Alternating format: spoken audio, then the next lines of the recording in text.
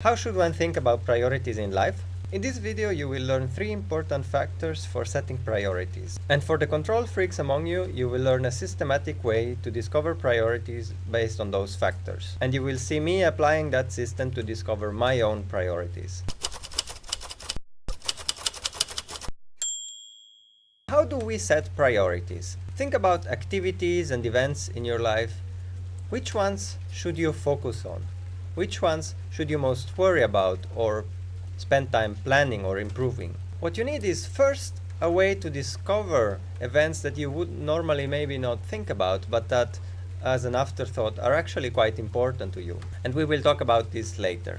And second, what you need is a way to organize and rank these events and activities by priority. So here is a proposal for a ranking formula. Priority equals times important times potential for improvement. When prioritizing, we tend to focus on importance. And certainly there are things we should focus on even though they occupy a tiny amount of our life because they are very important, such as, for example, a wedding. But on the other hand, it isn't worth focusing a lot on things that are very important but have no potential for improvement.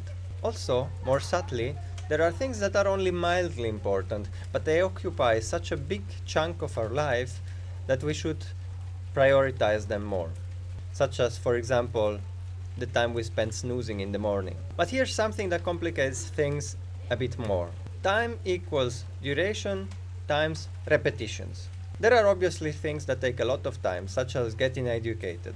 Others look insignificant, but added up over the time of our life actually represent a lot of our life. For example, if we spend 30 minutes every day snoozing, that makes for 1 year's worth of snoozing between age 15 and 65. If we spend 2 hours of workday commuting, that's 3 years. If on average we spend 8 hours in front of a screen every day, that is 26 years out of 80 spent in front of a screen. I have developed a system that pulls it all together, and in a moment I will show you how you can apply it to yourself, and I will show how I just applied it for myself. But first I want to thank my patrons. This video, after all, was brought to you by my patrons, and we just had a newcomer this week, for which I'm very thankful. So here's the system to pick your priority based on the criteria we defined above. First, download and print this table, link in the description below. Fill the white squares with events and activities that come to mind. It is important that you go through each square and think about things that could fit it. You don't have to fill each square, but if you spend a bit of time for each white square, then things will come up that you wouldn't have thought about. And this is how you discover priorities that you wouldn't usually think about. Think about this chart this way. All events and activities in the same row take up the same amount of time if summed up. For example, something that takes you hours every week is equivalent to something that takes you years in a lifetime. Here is how I filled it up. Notice, for example, how time spent eating has decades worth of time, just like education has. If at any time this looks too confusing to you, I would like to let you know that I could program a tool that could do all these calculations for you. If you're interested in such a thing, then you have to do 2 things. First, become a patron, which you can be for $1 a month. And second, let me know that you would like to see this tool in the comments, and I will happily program it for you. Moving on.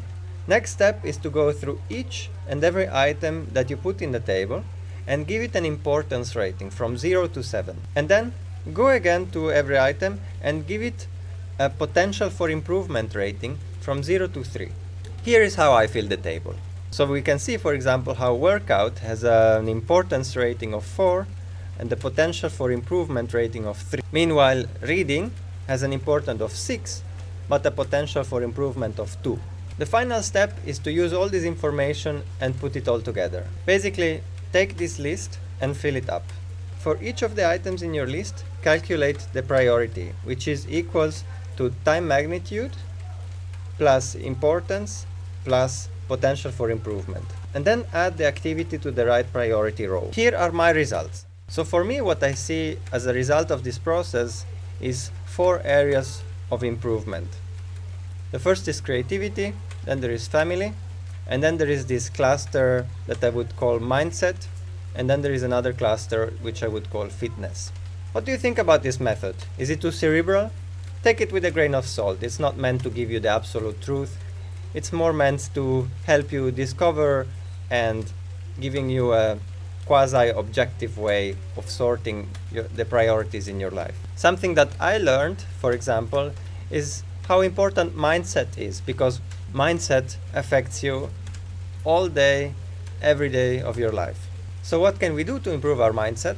Find out in this video.